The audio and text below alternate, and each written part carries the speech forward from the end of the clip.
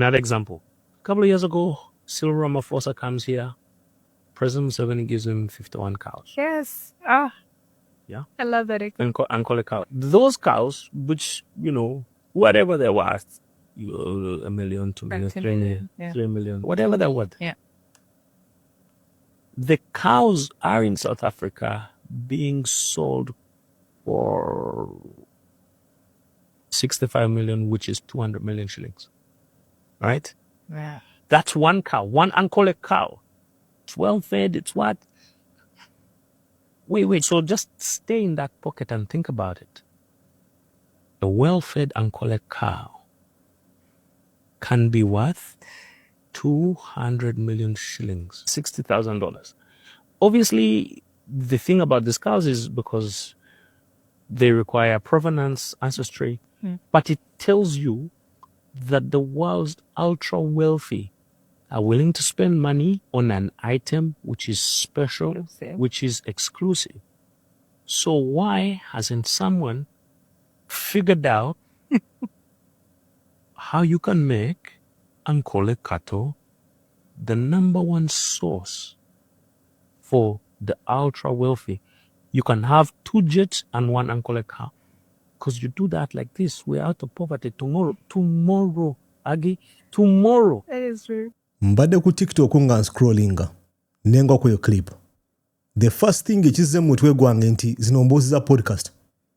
Omanyi podcast ez'enjawulo zibaako agaboozi nti omuntu ayinza okutuuza wansi ne boogera essaawa nnamba nga tewali kyamaanyi kye boogedde.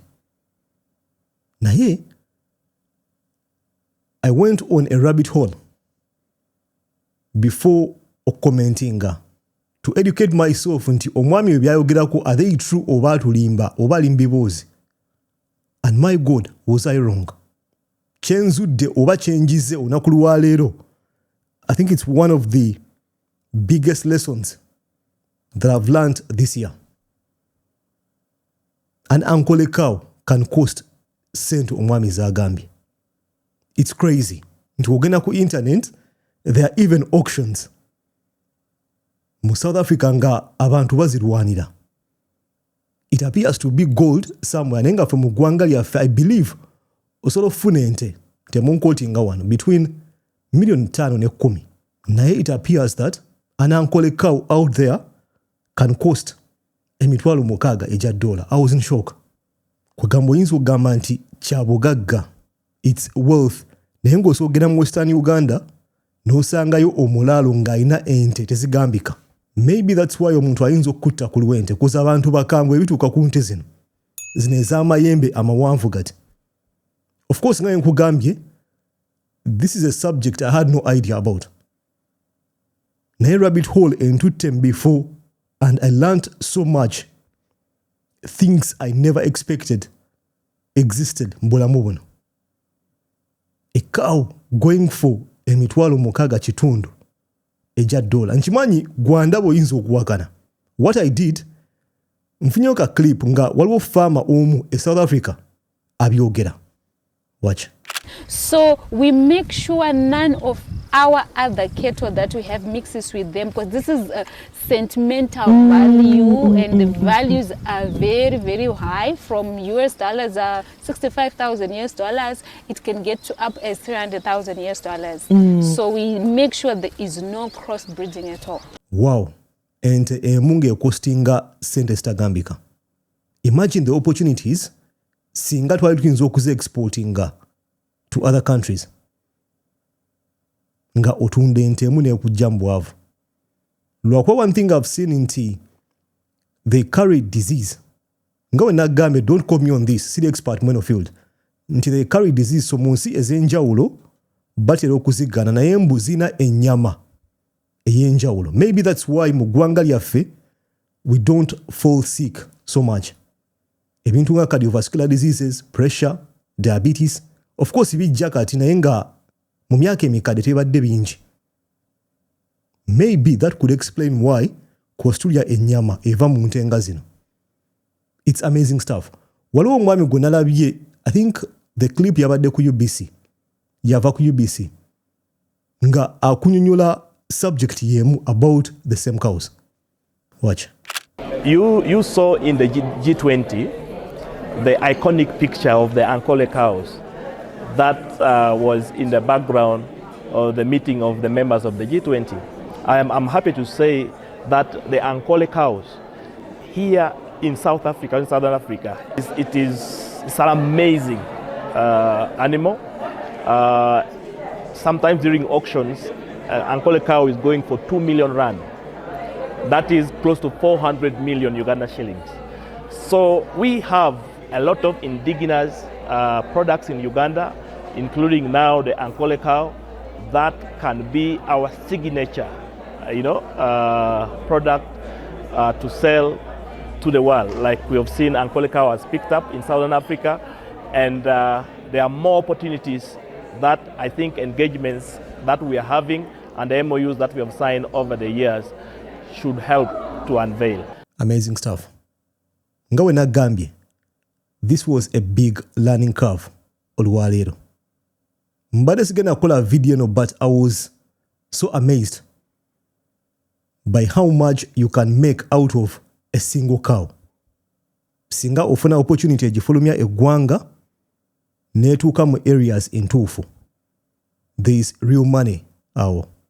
Buno bugaga, your gold or your oil, as the language goes. Tweyongereyo. Waliwo omwami bamuyita Andy. Yakoze video ku TikTok yankuteko. As someone who makes videos ku internet, ku YouTube, he makes a very important point about content creators mugwanga. Baffe now andaba if you create content.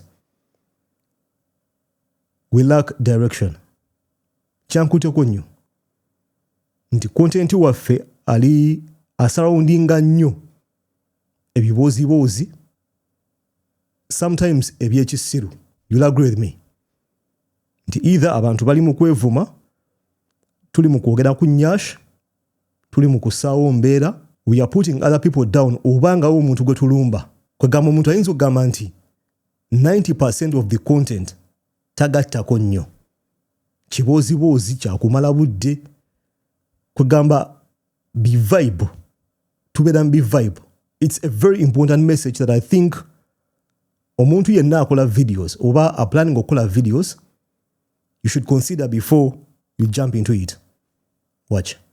I'm honestly flabbergasted by the direction Ugandan social media has taken. You scroll for 5 minutes and it's endless lifestyle content, sympathy gatherings, unnecessary drama, and what we call kibozibos. Meanwhile, other African countries are treating social media like a digital gold mine for innovation, education, and future opportunities. Look at Kenya. They are pushing technology content hard. Young creators are building brands around coding, startups, digital skills, and tech conversations. Look at Nigeria. AI discussions are everywhere. People are teaching automation, content systems, online businesses, software tools, and positioning themselves for the future economy. Then look at Uganda. Sometimes I compare Ugandan content creators to the Black Pearl from Pirates of Caribbean, a powerful ship full of potential, but somehow lost in the fog, drifting without direction, and you can bear me witness on this. Such Ugandan creators, then compare them to creators from other African countries. The difference will shock you. One of the strongest forces dominating our feeds is Nyash. And honestly, who doesn't like Nyash? At the end of the day, it pulls views, engagement, followers, and money. That's the reality of the algorithm. But the bigger question is, are we building temporary attention or long-term values? Because social media is no longer just entertainment. It's an economy, it's education, it's marketing, it's influence, opportunities, and so much more. The countries winning today are using content to prepare people for tomorrow. Uganda has incredibly talented creators, creative people, funny people, smart people, business-minded people. But imagine if we invested even half the same energy into technology, AI, innovation, digital skills, and entrepreneurship content. Imagine the impact. The truth is, we don't lack talent, we lack direction. And the moment Ugandan creators realize that social media can do more than just chase trends and sympathy engagement, everything will change. andi yakubye ku mutwe naye nga mutuufu tubeera mu kiboozibozi kusaawo mbeera and other people if you cross the border n'ogenda mu nsi nga Kenya. I always love to compare our content with our neighbors. Yes, in Chimanyi we are still light years behind. Internet mu ggwanga yakajja ba users, the distribution of the internet itself kwegamba tukyali mabega kokko. Naye with the coming of things like Starlink, maybe things will get better. Of course, they have to get better as time goes on. Naye, I love comparing our content with our neighbors in Kenya. Oyinza ogamba nti we are so badly off. Yes, things are changing. Naye nga it's upon us kangambe abakirimu right now to make an effort okusobola okutereeza embeera. Andi akoona ku the style of content that we do mu ggwanga. Nga we nagambye 90% of it kiboozibozi, kusaawo mbeera, kuwemula. It lacks direction. Do I think it's going to get better? It will with time, because time fixes everything. By force, in the next 5 to 10 years, it's going to be much better. Tujja kubeera Kenya we yali maybe in 2015 or in 2020. Okutuukayo we need to make an effort. Ngaffe abakola videos ku internet. Now we agalo chegatamu. Nti wokiyingira, try to be a force of change. Totuwegattako mugana agaboozibozi. Do something different. Buli okola ekintu ekyenjawulo. For example, you begin a podcast ng'oyogera ku finance. You begin a podcast ng'oyogera ku fitness. The views might not be so many because mu ggwanga right now twagala olugambo. Naye ate wookiremezaamu and you're consistent, there will be a shift. Ntujja kufuna abantu bo aba fitness bakufollowing. Ojja kufuna abantu bo aba finance bakugoberere. Slowly by slowly ebintu bijja kukyuka. Naffe abali mu lugambo, abali mu nnyashi, mu kiboozibozi, we shall jump on the bandwagon by force. Kijja kukyuka, I think, as time goes on, but it needs effort. Iyo video yankubye nnyo. Najirabye ne nsoma comments nga I think everyone agrees with what Andy was saying. Meaning there's a problem, naye because we don't have an alternative, so we stick with the problem. Nja kumala galaba. There are massive opportunities in the space of podcasting. Naye oyinza ogamba nti mu ggwanga we have like 10 or 15 podcasts. Naye nga aliwo opportunity awo. Of course, mulimu abagezaako, but they are not consistent. So if someone comes nga ali consistent with proper work, you'll create a shift. You'll move a needle. Ojja kuforcinga abantu ab'enjawulo to do the same thing. And as more people join you, it becomes even more stronger. For comparison, teekamu podcasts in Kenya. Then okole ekintu kyekimu ossemu podcasts in Uganda. You'll be shocked. But the quality or the difference in the work. Abantu boogera ku bintu nga byanjawulo nnyo. Of course, nga nkugambye, as time goes on, things get better. We shall be forced okuva mu biboozibozi, mu nnyashi, mu ŋŋambo. We shall all make that transition. Kino nkigamba. Mu myaka nga 5, if Allah wills it, ojja kujja ku Munnayuganda +256 maybe nga twogera ku ki? Astronomy.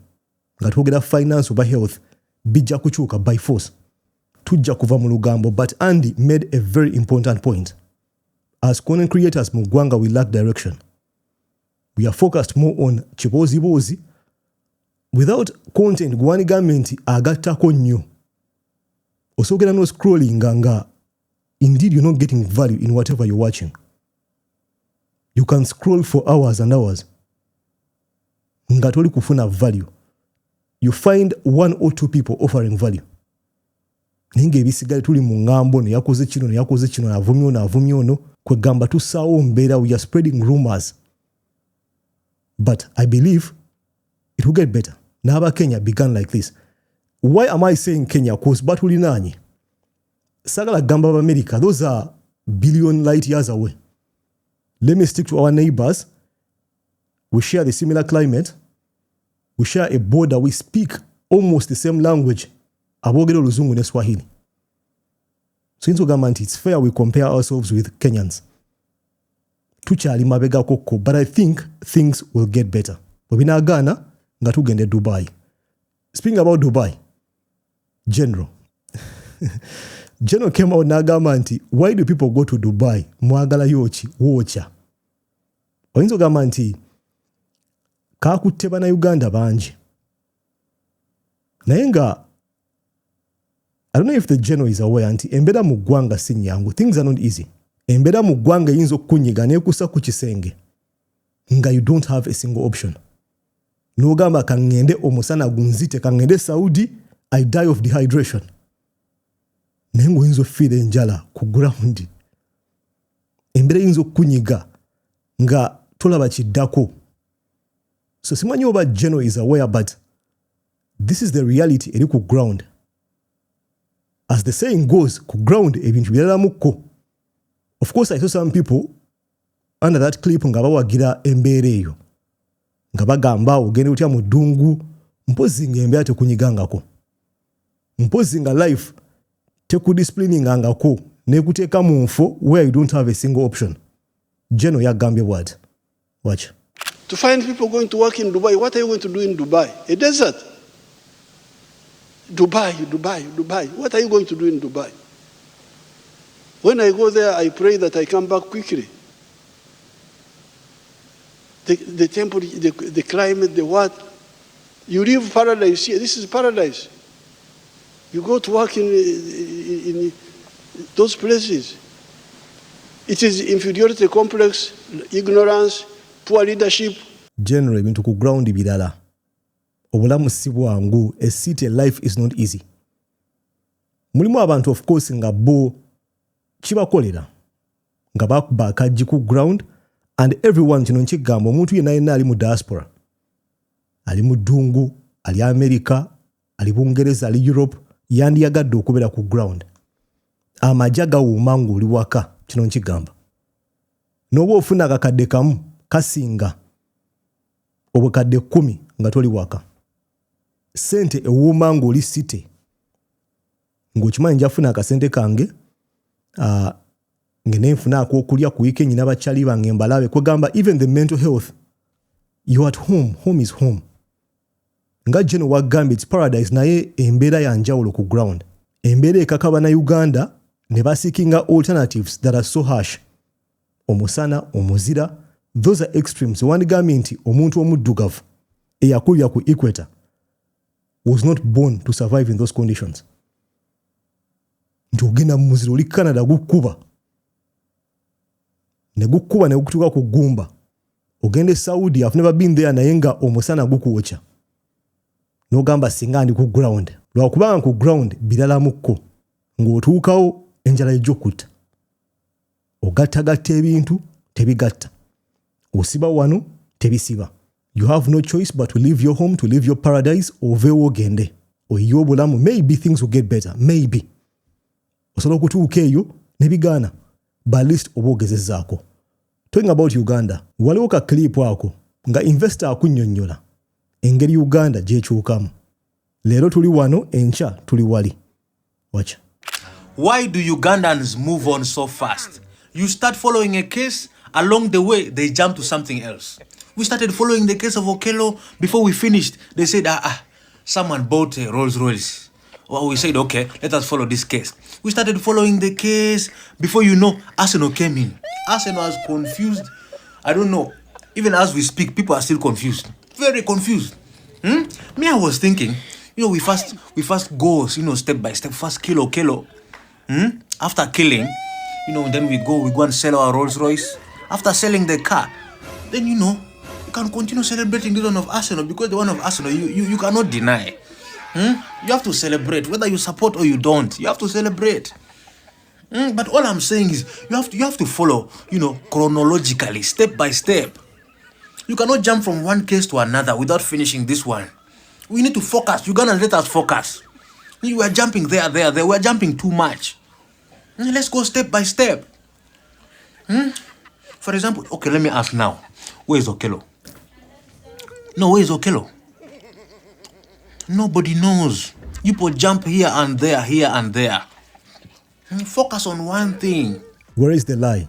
Okero, Rolls Royce, Arsenal, Dr. Muganga, Namere, Encha, wajja kubawo ekipya ku Monday, you're guaranteed we shall be on something else. We don't follow things kubigusa wa kubimalayo. Abuze ekibuuzo ekyomugaso, where is Okero aliwa? Waliwo guy ono gwe baakwata with guns ng'alina massive weapons, alina an entire arsenal. No one knows where the guy is. Kwegamba ebintu bikyuka ku speed ya kika kya waggulu. Njagala ompe endowooza mu comment section wansi awo enebadde crazy things happening in Uganda. Ku bintu byenkuonyeeko obirowoozaako ki? Teeka endowooza mu comment section wansi awo. Nja kulaba mu video eddako. Peace.